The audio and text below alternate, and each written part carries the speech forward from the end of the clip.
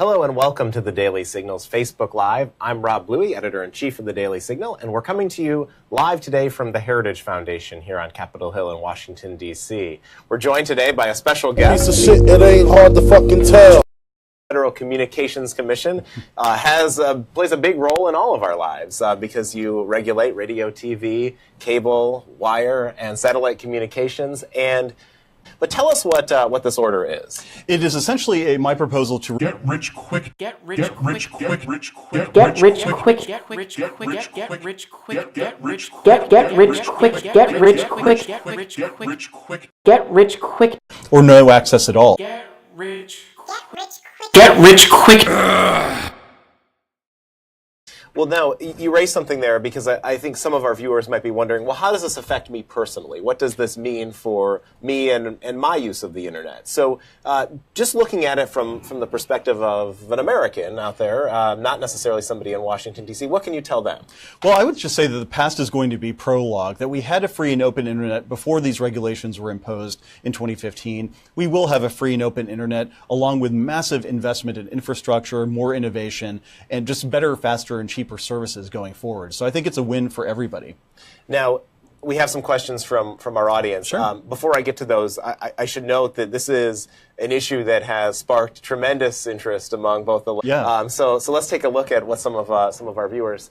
The first question comes from Casey, who asks, tech giants and other supporters of the existing rules say that they're necessary to ensuring that the Internet stay on a level playing field. How do you respond? Well, I would say that innovation thrives the most when you have a light touch framework, such as the one that we had for 20 years. For example, Facebook and Amazon and Netflix and Google, those are now globally known names and brands, but they didn't exist 20 years ago, and they developed precisely because we had a free market approach. We let all kinds of business models thrive and then took action as necessary against anti-competitive behavior. But we didn't preemptively regulate everything like a slow-moving utility. Had we done that, I dare say that a lot of these companies wouldn't have gotten off the ground or certainly wouldn't have grown so quickly.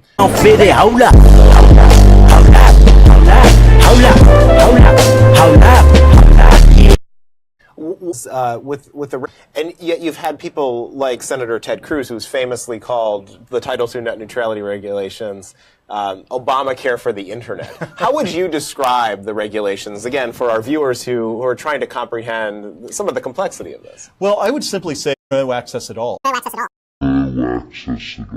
No access at all.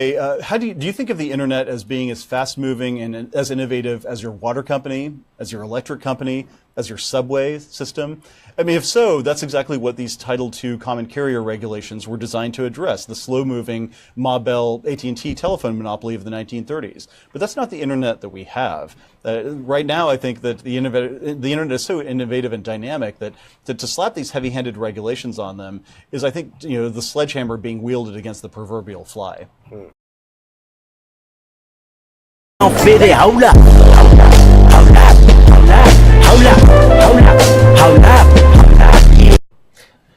Let's go to the next question. This one comes from Emily, and she asks, this plan includes a transparency requirement. Will this encourage more competition in the market?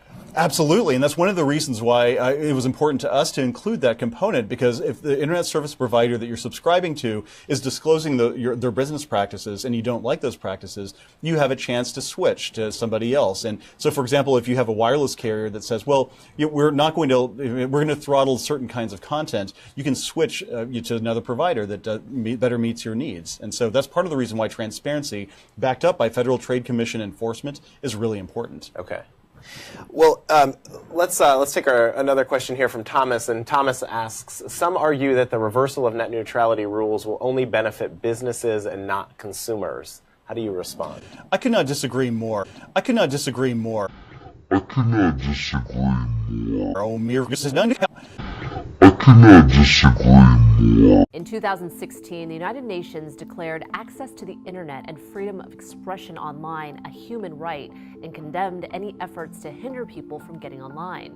I could not disagree more. The fundamental issue with internet access that people have in America today, or no access at all. And so my hope, and you'll see based on some of the facts that we recite in the order, it's especially in these rural areas where smaller internet service providers, many of which no one has ever heard of, but these are the ones that are critical to providing access in rural communities and low-income urban communities, those are the folks who are the most harmed by some of these heavy-handed regulations.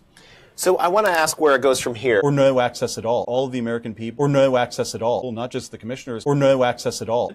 And then on December 14th, we'll be voting at the FCC on whether to, or no access at all. Great. Well, if there's one last thing you want our viewers to know about this, is there anything you want to share with them? Well, just that we had a free and open internet before these rules were imposed in 2015. We will have a free and open internet going forward, and we are going to continue to have the internet infrastructure that hopefully will become the envy of the world, not just in urban areas like Washington, D.C., but all across this country. We want all Americans to be connected with digital opportunity, and this proposal is one of the many steps to getting us there. And of course, we'll be watching closely because I imagine, as we've seen in the past, there will be no shortage of challenges both in the courts and in Congress. I know that there are some Democrats who are already saying that they want to see a legislative solution to this. So right. No, the debate is far from over. I suspect you're right. Yeah. Well, happy Thanksgiving. It's great to have you here a couple of days before Thanksgiving. Thanks to all our viewers for tuning in today. Thank you for your questions. We always appreciate hearing from you. Again, leave a comment there on Facebook if you'd like to learn more, and we'll get back to you with our answer. Also encourage you to check out our research on this issue on heritage.org. And again, happy Thanksgiving, everyone. Hope you have a great day. We'll see you again soon.